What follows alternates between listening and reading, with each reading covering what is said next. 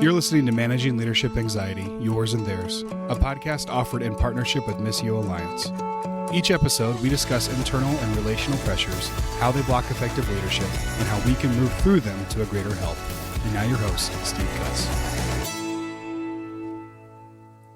All right, friends. Hey, a rare treat for a couple of reasons. It's very unusual that I have more than one guest at a time on the show. We have two guests today. In the past, it's always been a husband and wife. This time, I've got Bliss, Spillar, and Winn Collier. One of those names you're probably better known than the other one. Bliss, you're not yet notorious, although in some circles, perhaps. Yeah, probably in some circles, yeah.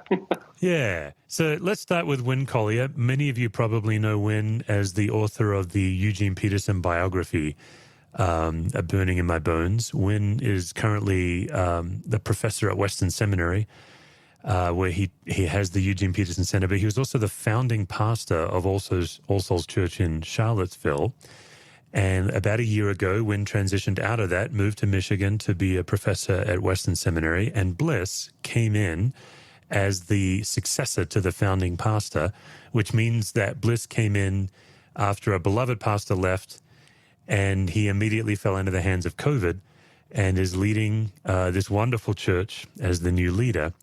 And as many of you know, I'm toward the end of my own transition leading our church. So I'm fascinated by leadership transition.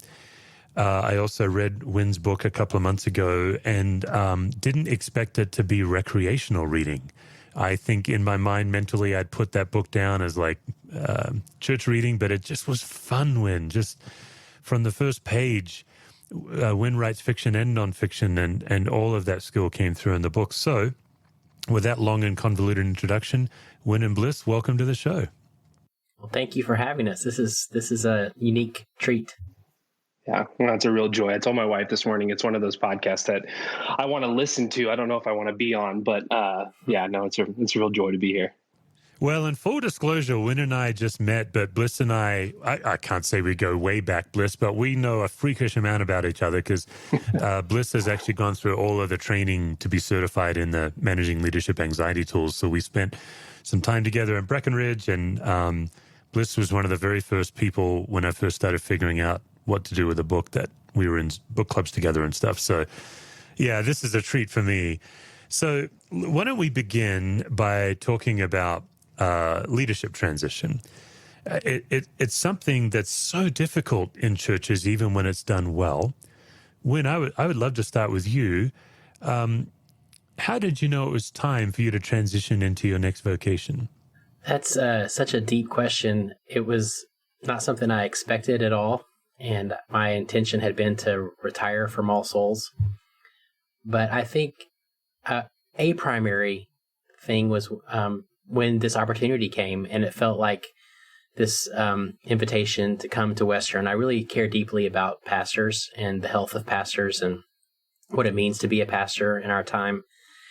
And writing is a big part of my life. And there was this invitation to come and steward the work of Eugene, who was a pastor to me, and to help serve other pastors and to have more time for writing. And it just felt like the conflation of all these things. I think there was another piece too. There were some things that I saw on the horizon for All Souls that seemed like a direction that God would have the church move toward, and it seemed clear to me. And looking back on it now, I don't think I felt that I had the energy, the capacity, the wherewithal to do it. So, and I remember reading in one of Eugene's letters, he was really well known for telling pastors to stay put. But he gave 3 reasons in one letter that he thought it was a good reason for pastors to move on. And one of them was, when you just feel like where the church needs to go, you don't have the capacity to take them there, to go with them. And so I think those things together, and then some family dynamics of just needing after being in ministry for 25 years and kind of always start up, or as we were talking a few minutes ago, shutting down, we needed a new space. Yeah. And how old was All Souls when you stepped down? 12 years. Yeah. Okay. I would love to hear, we have so many church planters that listen to this show. I'd love to hear just one era in that 12 years where you wondered if the church would make it, which of course may not be true, but in so many church plants, there's at least one point where you wonder. Does anything come to mind for you? Only one? Yeah, sure. Yeah, probably year 3, we were meeting in an small student ministry art space near the University of Virginia, and it just felt like we were in mud. And it also, we had the great joy of having a lot of people come to All Souls that were kind of on their way out of the church, or first step on the way back into the church, or trying to figure out what they thought about this whole God thing. And there was a fair bit of reticence and cynicism. And I remember Brendan, one of the other pastors, and I just praying, asking God, please, we want all the cynics, but please send us a few people that aren't cynics. Right. A few people that aren't just on fumes, angry at God and the world. And the anger is not really true, but just, and God did it. God brought some really eager, hopeful people who were just ready to love and serve, and it was such a gift. Yeah. And then from when you announced your transition to when you actually transitioned out, what was that time period?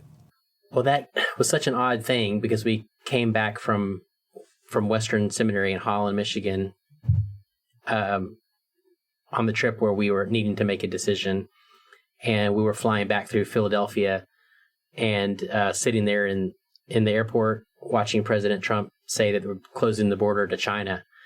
And the next night when we landed, we were meeting with our leadership team to say, hey, we're going to be going on to Zoom. And at that point I thought, well, let's wait a month, wait this out, and then I'll tell the church.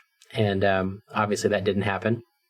So it was really difficult for me because I just couldn't imagine telling our church on Zoom that we were leaving. But I think if I remember correctly, we told the church in late May, and then had from then until August when we left. Yeah.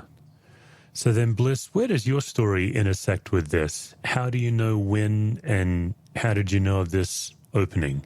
Yeah, so we had lived previously in Charlottesville from 2012 to 2014. I had been on staff at a church here. And then we had actually left and moved to the D.C. area to plant a church. And so we closed down that church in 2019, moved back to Charlottesville to take an interim role.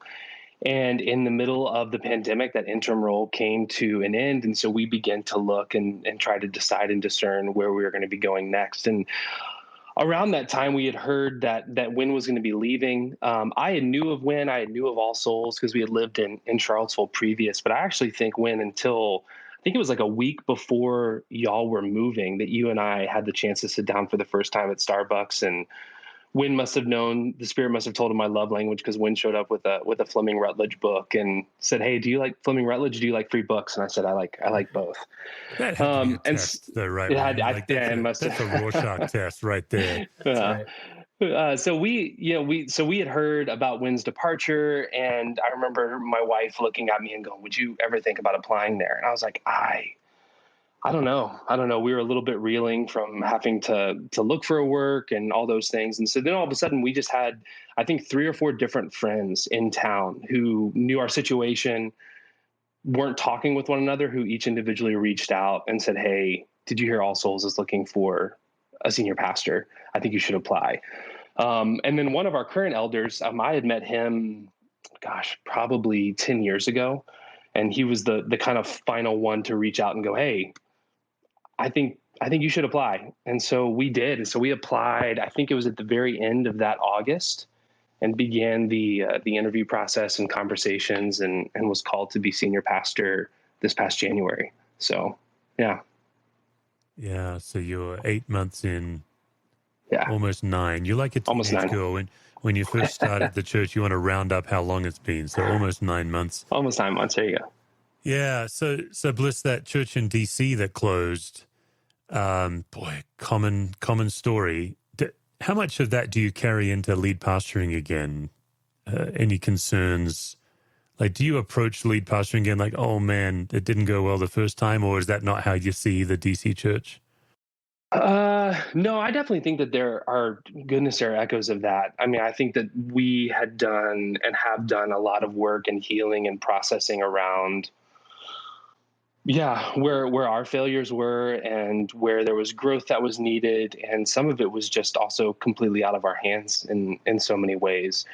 I will say I enjoyed a season of not being the senior pastor, of not being the lead guy and the sort of first chair, and really enjoyed that. And I think that was actually one of our biggest hesitations, was stepping back into that, especially in a season like we're in with COVID and seeing a beloved pastor, move on, like all of those things. I think those sort of formed out some of our hesitations with that. But I think, and this is one of those things that we've just grown even in 8 months, that we have just so loved and appreciated about All Souls, is we were able to, on the very front end, to be really honest with those hesitations with the elders. I think I even remember listing off some of the hesitations with Wynn, and Wynn was like, I think you should include those in the cover letter. And so I did. It was like, I led off with like, hey, this is going to be a really different cover letter, but here are some of the hesitations I have. Here's, even when you look at my resume, it's going to feel like it's not a good fit, but here are some of the questions we've been sitting with and some of the shifts that have happened. And the community has been really receptive and really inviting, and just, So in some ways, yes, I don't know how we wouldn't carry those in with us. And, but I'm also really grateful for both the healing and the work that we've done, with God, to be able to step into a place, just in some ways, knowing in our bones who God has called us to be and who we are, and to step into a place. I described it recently to a friend. What I love so much about All Souls is, and I don't know how you create this. Like, I just don't know. I don't think you can give 12 steps to here's how you create a culture and an environment like this, of a place that comes in and goes, hey, we love you for you. We believe you're here because of who you are. And we're just excited for whatever God has for us as a community, in part for how he has shaped and formed you. And that's just something that we had never experienced before, and are really grateful for. So a little bit of a long-winded answer, but it's a yes and a no with what we carry in with us. Yeah. And while you're on the microphone there, Bliss, like, you come into an established church, 12 years, a beloved pastor. How do you figure out what the culture is? Culture is one of those words that's kind of elusive. Sometimes you accidentally step on it in your best intention. How do you navigate, especially in COVID? Okay, what's the culture of this church? What's the DNA? What do they care about most? How do you discern that? Yeah, and some of this is, it's kind of funny. Early on, we realized that for every question I asked, there were two answers. Well, here's what we do and here's who we are, not in COVID, but here's who we are, here's what we do in COVID. And so it was even sort of early on identifying that. But honestly, I think, just to answer this one a little more shortly, was just a lot of stories, and was listening and asking questions around the story that God had been writing there. When I remember at one point sitting down for 2 days with some of the leaders and essentially doing a genealogy of the church, and just going back to who were some of the central people and the roles that they played and their stories, and hearing their stories, and beginning to just sort of just do a lot of listening and a lot of being curious about, okay, well, why do we do this? And what's the story behind this? And it's actually been a really lovely way to just sit across the Zoom screen from a lot of women and from a lot of men in this community, and just listening to a lot of stories about who we are and why we are the way we are, and those things. So. And then, when, as you're transitioning out, what do you think is one of the most important things for the transitioning pastor to make sure is set up for the next person? I think it'd be really hard to do that well if you haven't pastored at least pretty well, because I think it would require a lot of letting go, a lot of blessing of the community, blessing what's to come. And if you haven't tried at least to do that along the way, I think that would be really, really hard to make that happen in the last 6 months. But I think there's a temptation to want to hold on because of our, ego or, but maybe that's even accentuated when you're the first pastor the church had, and some of the people only knew you as their pastor. But I think just really wanting God's heart for that church, wanting goodness. I love All Souls, and I am so happy and thrilled that they have called an actual pastor to be their pastor. I'm so grateful for Bliss's heart and his mind, his eagerness, the way he sees the world. And I think just blessing that and naming that and helping the church to trust God. And to grieve what needs to be grieved is the relationships, but this is God's story. It's always been God's story, and God's not finished. I told a number of people what I was looking forward to and regretting at the same time was, a decade from now when I get to visit back or get stories and hear of things that All Souls is doing, and I'm like, man, why didn't I get to be part of that? I wanted to be part of that. I hope that happens. I believe it will. Yeah. What's one thing you miss about being a local church pastor versus your current vocation? I miss leading the Eucharist. I do miss preaching regularly to people that you know their stories. Marilyn Robinson talks about preaching being one side of a good conversation. And I do like the way you worded that question, because I'm still very much a pastor. I'm just pastoring in a different sort of way. And that's important for me because it wasn't and isn't a job. It's a way of life. And I miss some of those relationships. I miss being in the thick of things with people. I have a friend who he wrote a book a few years ago, and it really got big, and he found himself speaking one time to a lot of large attendance churches. And he'd go away, speak for 30 minutes, come back with a fairly big paycheck. And it was really chipping away at his faith because he spent most of his time in the green room of these larger churches. And this is a generalization, so that means obviously it's not always true, but many times the staff in the green room or the band were pretty cynical. They would crack jokes. And when we were talking about our doubt, because he and I both had quite a significant doubt journey as part of our faith, so we kind of trade our doubt stories. I said, what struck me, it didn't occur to me until I was hearing his journey. I was like, oh, well, my doubt is tremendously assuaged by serving Eucharist every week to Jack Paul and to, like these everyday humans who love the church and love each other. There's not that jaded cynicism, and that was his majority experience in churches. Yeah, that's what occurred to me when you answered that. What about when something that, boy, you don't really miss it at all? Like something that you're like, no, I'm glad that's done. I don't like running the church. I don't miss that. I don't miss the budget meetings, or I think I also don't miss, given kind of the way my personality works in our moment, I don't miss feeling like I'm sometimes the lightning rod for everyone else's anxiety. The sense that whatever the grievance is or whatever you're reacting to, while it's not really about me, that I somehow often became the person to whom it was directed. And that was part of my story, was learning that I couldn't fix that. But man, I sure tried. Right. And it wore me out. Right. Yes. Yeah. What we call it in our parlance is you caught the anxiety. Yeah. Which is very easy to do. Yeah. So you don't hold a spreadsheet shaped hole in your heart. I do not. Okay. Yeah. All right. So Bliss, now you're in the lead chair.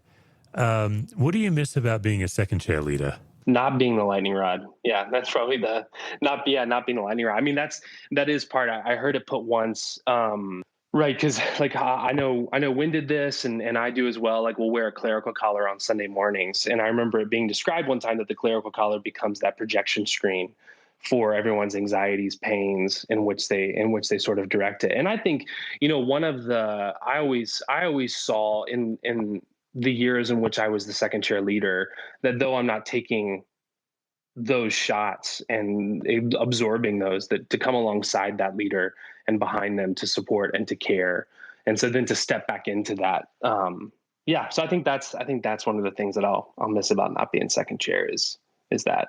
Yeah. And then what are you loving about it? Oh, I think, even for being in a season that feels like we're surrounded by nothing but death, there is still so much that we're getting to watch the Spirit do. And I think being able to step in, and in some ways you get a front row seat that a lot of other people don't get, and sitting in on the stories of both immense pain, but also in the midst of that pain, the presence of God with them in a way that it's just a lot of people don't get to hear those stories. And a lot of people don't get to witness firsthand just the story that God's writing, that I'm not writing, that Wynn wasn't writing, that no one else was writing, and that God is writing. And just to get to see that, it's really kind of hard to fully put into words, but to be able to be present with people in those moments, to be a witness to what God's doing is like nothing else I've ever done. Yeah, and when Wynn mentioned missing preaching to the same people each week, there's something attached to that, right? Like the cure of souls and people letting you into their life, and then you stand before them at some point and you're looking at those people that you may have met with that week, over the months and years, becomes an incredibly holy experience. Yeah. I knew when I'd ask you guys both on the show, there were 3 things that we could talk about that would take an hour each. And so I feel that I'm moving so quickly, but I wanted to talk to you guys about preaching and communication, because you guys are both craftsmen and you love the craft of good communication. When I'm sure you've heard this, I know I shot you some tweets about it. The way you wrote the Peterson book was just so beautifully done. It had a beauty to it that isn't always evident in some Christian books. Like, we get a little too didactic. But you definitely took us on what felt to me like a magical journey. Bliss, I remember as we were getting to know each other, some of the things that you would post, your own musings, some of the things you'd find. Who do you like to look to who you think is just a craftsman or a craftswoman? Like you mentioned Fleming Rutledge. I think Marilyn Robinson just got snuck in to our conversation. I'm feeling compelled to mention Fred Buechner. To me, just, I don't know where I'd be without him. Who do you guys want to talk about that you enjoy reading or hearing that just really move you? I mean, I think, right, some of my favorite preachers are women and men that some people have never heard of. Right. And there's part of me that kind of want to keep it that way. I mean, I think there's even a few people at the indie band. There's a few people at All Souls who every single time that they stand up to preach, it's just, I just find myself going, I can't believe, just to sit under that has been really wonderful. I think for me, one of the people that comes to mind is an English poet who's still alive, Malcolm Guite, who is part of the Church of England. He's a poet and a priest, and he writes incredible poetry, but also have gotten to hear him preach quite a few times. And I think that there is, and one of the things I love about the precedent that has been set at All Souls is I can read poetry from the pulpit, and it would be weird if I didn't do that. Because I think for me, as I have grown in the way I'm present in the pulpit, one of the ways in which I've grown is paying attention to how poets see the world and what they're able to do, right, and being able to sort of slow down. And they can take the blossom of a tree that most of us would just run by, and they have a way of slowing down to not only call our attention to it, but then to call our attention and begin to see it in ways that are outside the realm of anything I would have ever seen before in a flower blossom. And I think that beginning to pay attention to that, even in the way in which being present with a scripture text and a story in the pulpit, and coming at it from that beginning place, has been so life-giving and so wonderful for me. And then to sit under women and men who preach like that has just been an absolute gift as well. So yeah, Malcolm Guite would be the one for me. Well, I think, isn't he a freaking pipe-smoking bearded Gandalf? Like, that's all part of his vibe, right? Like, he's just owning it. He has a she shed. I didn't even know I wanted a she shed till I saw that he has one that he calls the Temple of Peace, where he writes poetry and sermons and smokes pipes, and it sounds quite delightful. I learned recently, I've been married 25 years, and even saying this on this episode, I may run risk afoul of my wife. I learned in the last month that one of my wife's life ambitions is to smoke a pipe. So we're currently on that journey. Yeah, That's good. We're chasing that journey. down. Yeah. Yeah, I believe it is. Wynn, who comes to mind for you? Boy, definitely Fleming Rutledge. Yeah. Gosh. There's a way that she pierces through the fog. And I think, so I want to put this in two categories. I think for me, when we're talking about preaching, I actually don't often love the people that are supposedly doing all the homiletical things just perfectly. The sort of folks you'd listen to in a seminary class. I want people who've got it in their gut. I want people who are so moved by the pain of the world and by the power of the resurrection that they stand in the middle of that and they say with fervor and conviction, God. And so I put Fleming in that category. I put Will Willimon in that category. Yes. He's scary to read. Yeah, I definitely don't always agree with him. But one thing I always feel is he is pointed to God. I'm drawn to, as far as the reading, though, I'm drawn to, the other voice I'd have to say is Rowan Williams. I don't even can even say anything more. I think he's for our time. But then I think reading really good novels may help us learn how to preach as much as anything and how to tell the gospel story. Yeah, I think that's it. So for me, Fred Buechner, I'll take fiction or nonfiction. It's hard for me to decide, but his book, Son of Laughter, the novel of Jacob, I give that book out. I just tell people, I said, you'll know within one page whether you love it or hate it. It's that simple. And for me, if I'm thinking of a preaching craftsman, like when I think of Fleming Rutledge, her ability to make theology beautiful, I think there's something there. It's not clinical with her, like what you're saying, Wynn. It has done its work in her. But Fred Craddock, for me, remains the maestro. I can listen to the same sermons. It's almost like watching West Wing reruns. It's just a comfort and familiarity listening to Fred Craddock preach. There's a sermon he preached called What Shall We Do with a Gift? And it was preached at a homiletic convention to preachers for preachers. And I bet I've heard it 20 times and could probably almost recite it, and it still moves me. So I'll have to look it up. Yeah, I'll send you guys a link. It's hard to find nowadays now that he's passed away. But just those writers and those preachers that do the extra effort, even musicians like Andy Gallahorn and Andrew Peterson, I think in that group, they take that extra step to create beauty. I think that's what the world's starved of. Do you guys think that we're moving out of a leadership-centric church model and into a more poetic and beautiful one, or is that still a ways off? I wish we were. Yeah. I think there's a hunger and ache for it, but I also think the efficient model hasn't died yet by far. Yeah. When you're obviously a gentle soul, that might be the problem. It might be that we need you to be more harsh and maybe grab some kind of weapon to bludgeon us into beauty. Oh, there's enough bludgeoning in this world. They don't need more from me. Sure. Bliss, what's your take on that? Yeah, goodness. I think I'd echo Wynn in that. I wish. I just think that there is the allure, not even the, right. There's a twofold allure to the efficiency.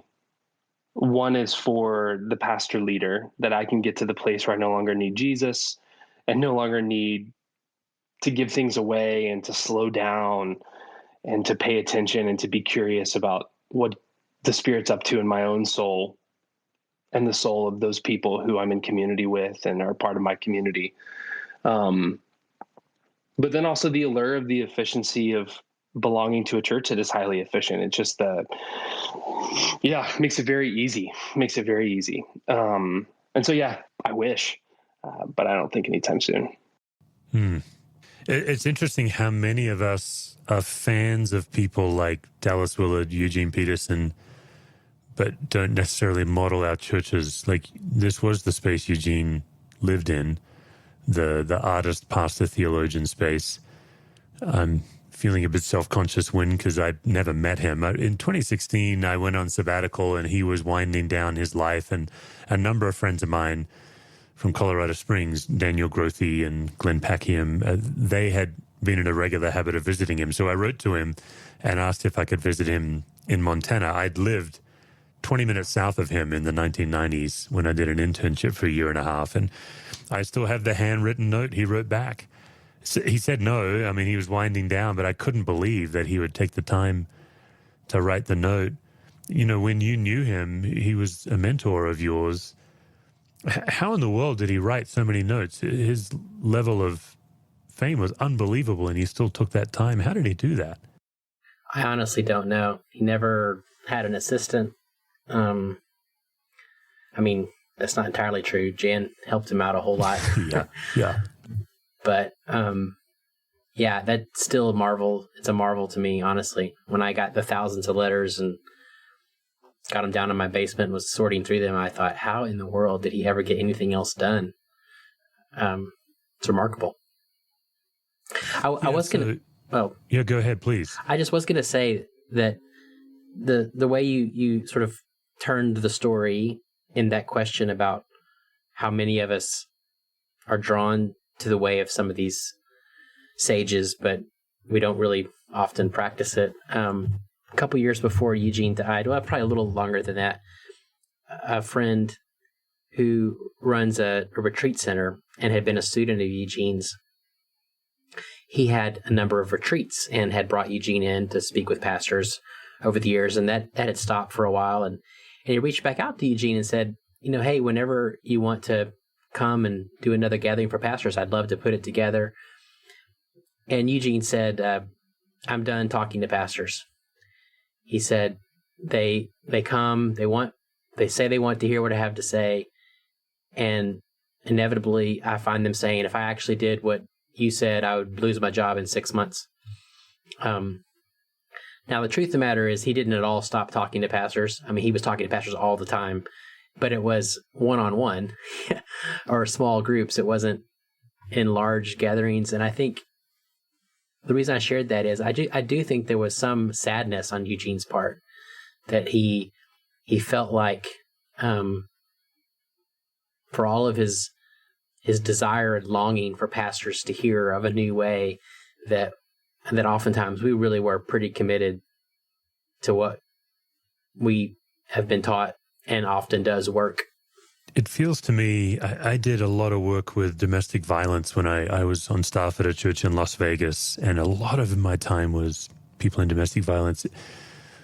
It feels a little bit the same where pastors feel trapped. They don't see a way out. Like, show me, like, I hear about another way, but can there really be another way? I wonder if that's the revolution, the post-COVID revolution, is there really can be an embodied way that doesn't really lead tightly into a question. But yeah, when I hear that pastors don't want it, I do have this visceral reaction where I'm saying, I don't think that's it. I think most of the pastors, just feel stuck. And that's not an excuse, but... Yeah, I don't think it's true that they don't want it. And if I said that was misspoken. I do think that oftentimes there's a commitment to like safety and control. Yeah. And I also think that sometimes a lot of us who are pastors, what we hear in this supposed new way is, oh, go be like X, go be like Dallas, or go be like Eugene, or go be like Fleming, which is not at all the point. There's only one Fleming, there's only one Eugene, there's only one Dallas, Steve and Wynn and Bliss. But the deeper thing of a life that's lived toward God, a life that refuses the idols of our time, in however it plays out in our context. A life of prayer, a life of scripture, a life of sacrament, lived out in our own personality. Yes, that's absolutely possible. And if it's not, then we should stop reading our Bibles and stop preaching from them. Yeah, I do. So when there is some fire in that belly, I like that. I like the provoking there. Bliss, what would be a favorite Eugene Peterson book of yours that you've read? I think my favorite is the one that I've read the most, which is A Long Obedience in the Same Direction, which is his commentary on the Psalms of Ascent. And those Psalms, I think in my life with God and in our family's life with God, the Psalms of Ascent have been one of those kind of dog-eared pages in the Psalter that we have returned to time and time and time again. And I think the gift of Eugene, in so many ways, it's one of the reasons why I love and continue to love the message, is because there was just something so fresh about the way in which he saw God and saw Scripture and understood life with God in a way that didn't feel superhuman, but actually felt really human. Like just loved by God, human. And so that's the book that I've probably read the most of his repeatedly and find myself going back to quite a bit. Because I think, right, there's the story Wynn writes about in the biography about Eric coming in, Eugene's son coming in to get his dad for dinner. Yeah. And Eugene is on the floor praying in the prayer shawl. And I think that even goes back to the earlier comments on what is so powerful like that. Like, Eugene had multiple degrees when it came to languages and all those things, and was brilliant in his own right.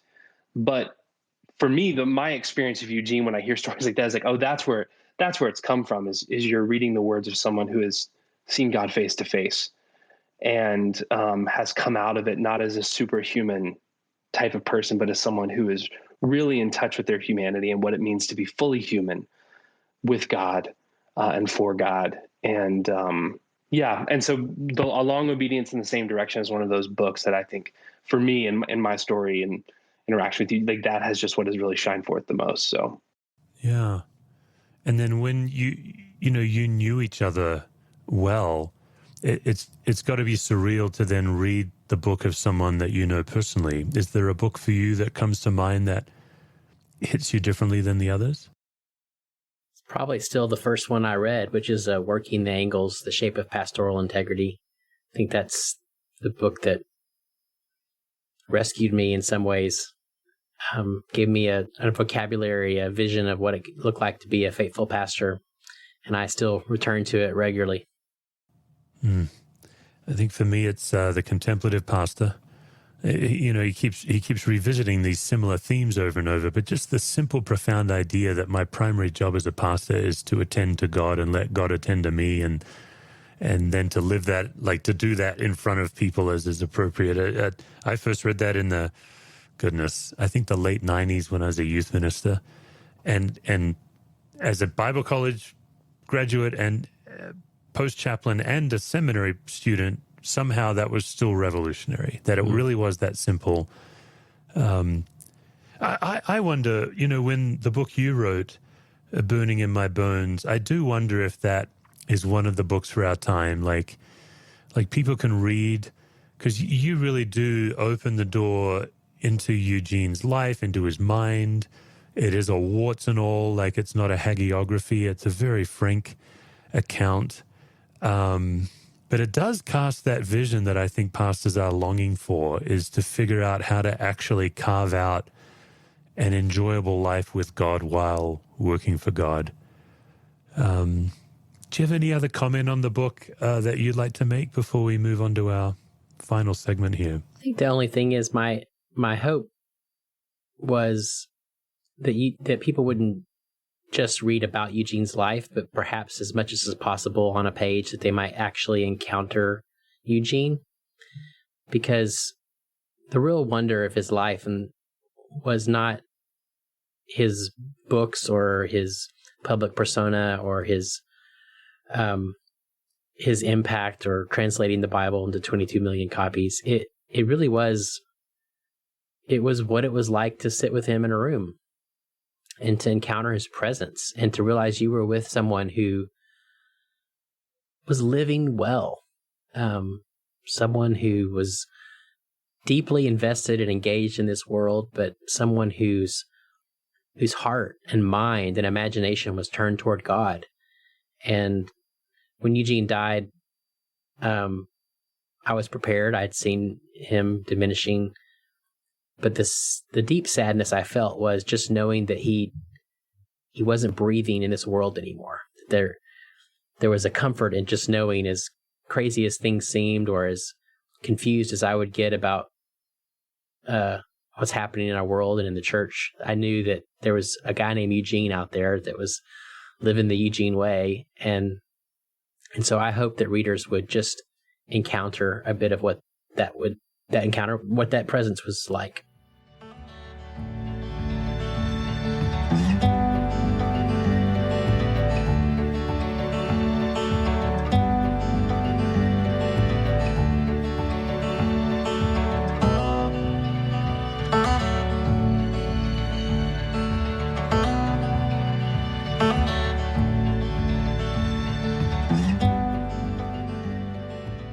All right, gentlemen, we've been circling around the topic the way we circle around the drain, but really there's nothing left but for us to face it, the gauntlet of anxiety questions. So if you guys have braced yourselves, and Bliss, let's start with you.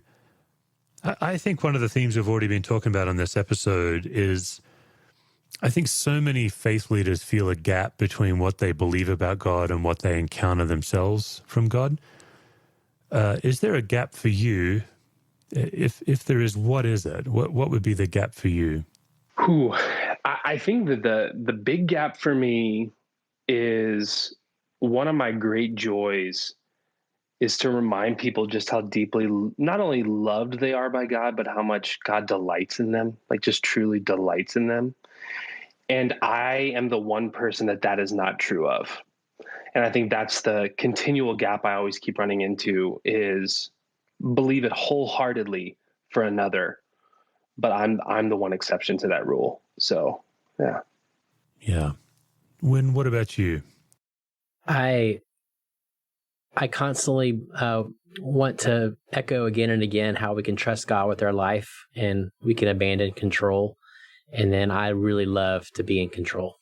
Yeah. Oh, very good.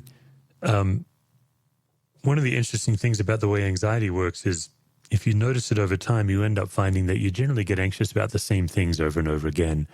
What would be one leadership situation that you know is going to generate anxiety in your life? Like for me, it would be staff conflict for sure. That's a guarantee. If staff are in conflict with me or if they're in conflict with each other, I get anxious. Bliss, what would it be for you? Yeah, that's a good one. I think it's it's usually whatever comment follows hey, I've been talking to a lot of people and they say, and it's sort of that, I've learned to diffuse it by going, well, can you just for my own sake, tell me how many? But I think that kind of phantom strike and phantom crowd of, oh, hey, a lot of people are talking. You happen to be the subject, by the way. We just thought we'd let you know. Yeah. Yeah, that's good. Wynn, how about yourself? I think for me, it would be whenever someone says that my pastoral ministry or way or convictions do damage to them, sort of regardless of how we talk about it, but just by mere existence that I'm a damage to them. Yeah. That goes back to that lightning rod idea we were talking about. There is something challenging about being the pastor that you have more power than you think you have. It gets tricky. All right. And then the question I ask every guest, when in your life do you feel most fully and completely loved? It's it's actually an easy answer for me is whenever I am playing with my daughters. I think in that moment of whether we're wrestling or playing on the beach or reading a book that it's just hard to fully put into words of what it's like to be present in that space with them. And just I've never doubted it in that space. I have, I would say, whenever I'm in a moment of intense delight and presence with Miska, my wife, generally, but I would actually say today, because you're asking me today, just this last weekend, we made the decision to help our youngest son move back to Charlottesville for his senior year in high school. And that's something I was absolutely unprepared for. Yeah. And so this morning before they left, I was just holding him, and he was holding me, and for really long, like way longer than you ever get with a teenager. And I prayed over him, and we shared some words, and I think in that moment there was really deep love. That's poignant. Thank you guys both. Winn Collier and Bliss Spillar, thank you so much for coming on the show and just sharing. Obviously, we had a meandering conversation. It hit all the targets I was hoping for. So I just really appreciate you guys being willing to show up and talk us through transition and well-being and, of course, the remarkable Eugene Peterson. And for listeners, we'll have links in the show notes. For those of you who want to follow Bliss, he's a local lead pastor at All Souls Church in Charlottesville, Virginia. He's a craftsman when it comes to the way he thinks and communicates. And Winn Collier will have links as well to Winn, both as his work as a professor, but also some of his other resources. Because as he said, he's still a pastor, primarily to pastors and obviously ministry students. And that is a vocation that's desperately needed today. So we'll put those links in the show notes. Gentlemen, thank you so much. Thanks for joining me on the show. Thanks for having us. Absolutely. Good to be here. For more resources, visit stevecuswords.com or missioalliance.org.